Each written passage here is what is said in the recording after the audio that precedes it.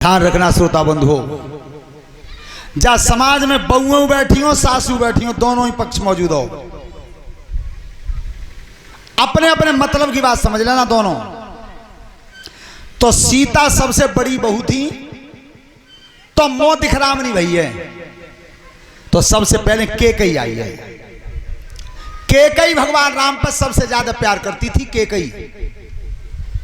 तो केकई ने जब सीता का घूंघट खोल के देखा है, ध्यान रखना, भारत की नारी, भारत की बहू, अरे जाकी शोभा तो घूंघट में ही दिखाई देते हैं, ऐसे थोड़े ही। देखो एक बार सुनो बच्चे हो, ये अगला बालक बात बहुत करते हैं, इन्हें नेक नेक पश्चात दे दो, इन्हें उठा दो, यहां से पीछे बैठा दो। एक बार एक टेलीविजन पे हमने कार्यक्रम देखा था, तो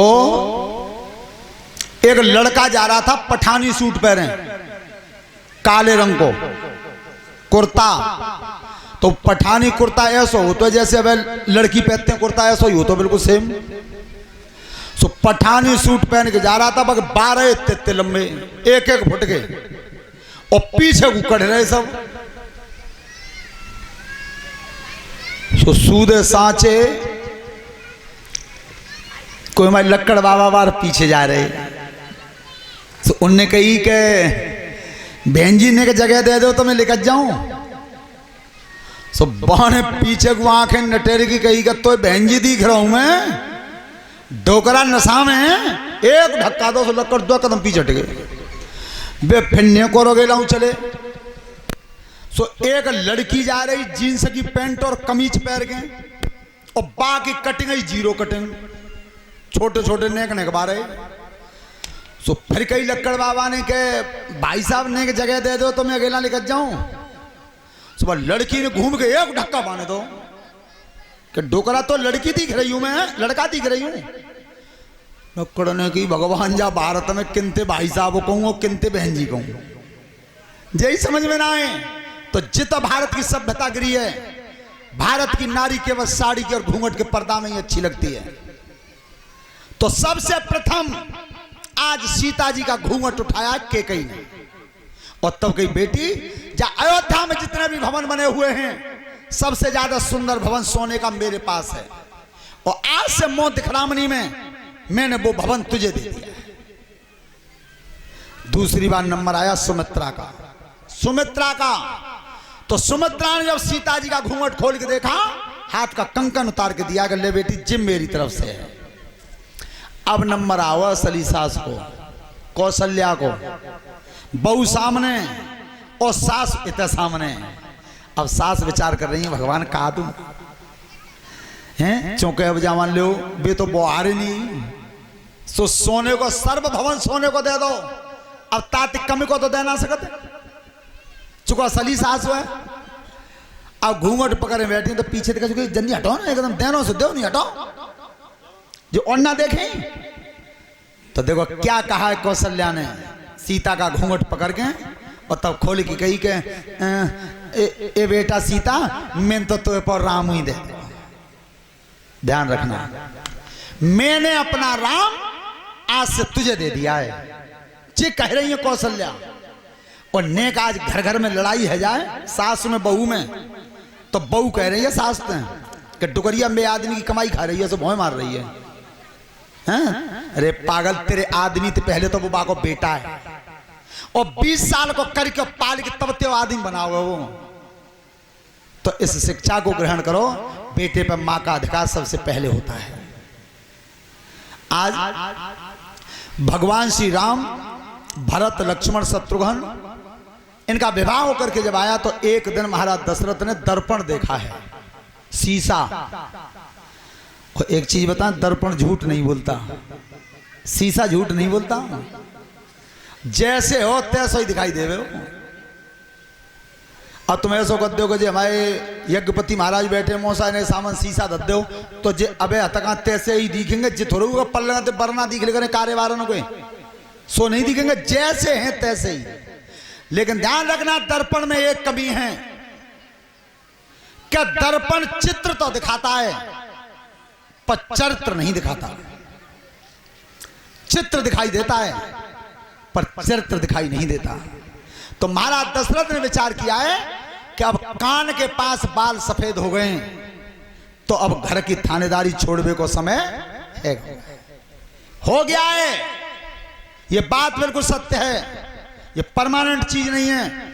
अगर सफेदाई आयल करे तो दूसरी पीढ़ी आ रही है पीछे ही तैयार, कचूबा के हाथ में सौंपो, जान दो बिल्कुल अलग। पर कोई मानने में तैयार है? खटिया में शरीर आ जाता तो मालिक के छोड़वे तैयार ना है। वो तो इतना बढ़िया है भगवान की दृष्टि थी कि वो अपने आप छूट जाते हैं, छोड़वे तैयार कोई नहीं। तो महाराज दशरथ का ये विचार है कि मैं अब राजगद्दी छोड़ूंगा, छोड़ दूंगा। तो अपने गुरुजी को अपने पास बुलाया है, गुरुजी को पास बुलाया। क्यों? अंतर क्या रहा कि जिस दिन संतान नहीं थी उस दिन तो महाराज दशरथ अपने गुरु के पास गए थे। गुरु गृह गए तुरंत महिपाला, ता दिन तो राजा खुद गए। और आज जब जो सार्वजनिक काम है, समाज का काम है, तब गुरुजी को भवन में बुलाया है। और तब कही गुरुजी अब मैं राम का राज तिलक करूंगा, अब तुम समय छांट दो। देखो गुरुजी ने कहा क्या है कि जिस समय जिस घड़ी राम के ऊपर तुम राज मुकुट रख दोगे वही सबसे श्रेष्ठ है। कोई समय नहीं छांटा। और आज देखो तुम भागवत छठवा में तो दिन छठवावे जाएंगे पंडित जी पे, यज्ञ करवा में तो छठवावे जाएंगे।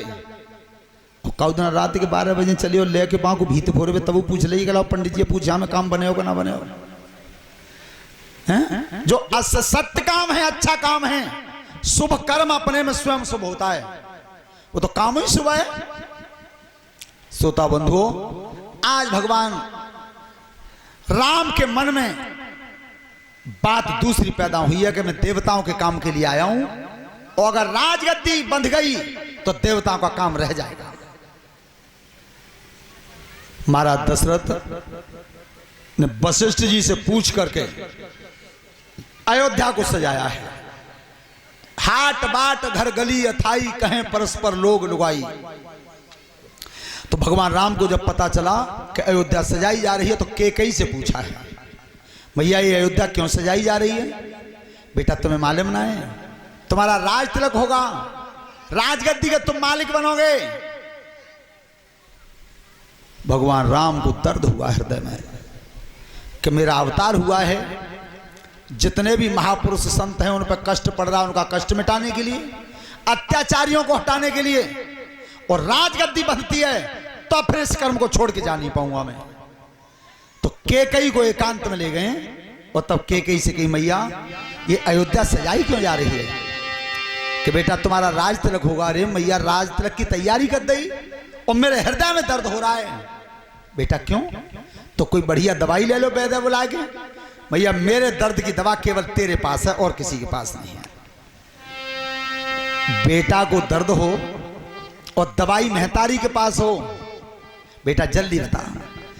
मैया बताऊंगा जरूर, लेकिन पैरी मेरी कसम खा जाओ कि दवा दे दोगी काउ तो कोई ना है। तो कैकेयी ने भगवान राम के ऊपर दोनों हाथ रख दिए, बेटा जल्दी बता कौन सी दवाई है। तो ध्यान रखना एकांत में। और भगवान राम कैकेयी से कह क्या रहे हैं? 14 बरस बनी भिजवाई दे,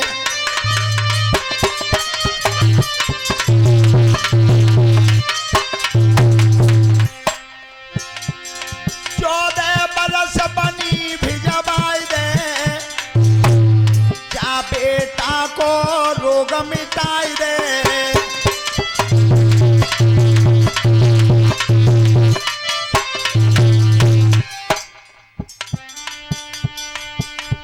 तब बोली है, बहुत दुखी हुई है, बेटा दुनिया तेरी बुराई और क्यों न मरी के कैसी माई।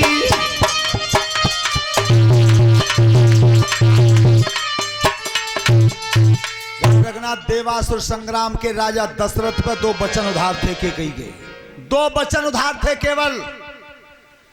तो अगर कैकेयी भरत को राजगद्दी चाहती तो पहले वचन में मांग लेती है जीवन भर राम तो वन में रहे, और दूसरे वचन में मांग लेती है जीवन भर भरत राजगद्दी पर है। ये क्यों नहीं मांगा? 14 वर्ष क्यों मांगा?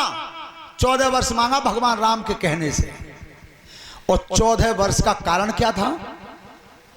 कि रावण की उम्र 14 वर्ष बाकी थी। पहली बात, ये बात जो मैं बता रहा हूं ये तुम्हारे ही गोला बाग में गेंदालाल बावन पर रामायण रखी है, उसी में आई है ये। कि 14 वर्ष तो उम्र शेष थी, 14 भवन का भार हरण करने के लिए अवतार हुआ था, और मेघनाथ को यह वरदान था कि 14 वर्ष नार नींद और भोजन इन 3 चीजों का जो त्याग करेगा वो मेघनाथ को मारेगा। तो भगवान राम ने जब केकई से कह दिया था तब केकई कोप भवन में आई हैं। ध्यान रख लेना, त्रेता युग में कोप भवन था, सतयुग में कोप भवन बनता था, लेकिन जब इस कोप भवन ने भगवान श्री राम को वनवास दिलवा दिया था, उस दिन के बाद द्वापर में किसी के घर में कोप भवन नहीं बना, किसी राजा के घर कोप भवन नहीं बना। फिर श्रोता बंधुओं, लिखा है हमारे गोस्वामी तुलसीदास ने, जब महाराज दशरथ को पता चला था, कोप भवन सुने कांपे राऊ,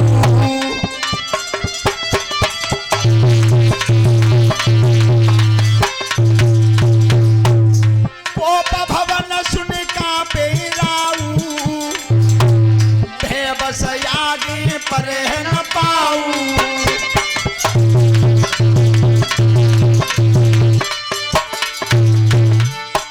सुरपति बसे बाहुबल जाके, रहे सकल नरपति रुख ताकी।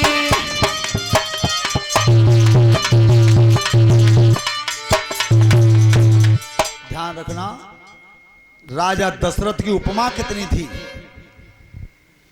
सुरपति बसे बाहुबल जाके, देवराज इंद्र जिसकी भुजाओं के बल से, राजा दशरथ की भुजाओं के बल से इंद्रासन पर बैठते थे, रहे सकल नरपत रुख ताके, संसार के राजा दशरथ के अधीन थे, इतने बड़े सम्राट। और सो तीय रिस लख गए सुखाई, एक नारी की रिस देख के ठाणे ही सूख गए थे, ठाणे दरवाजे पे। तो ऐसे ऐसे सम्राट जब एक नारी के सामने झुक गए, तो अगर अबे डर पे जाए तो कोई बुराई नहीं।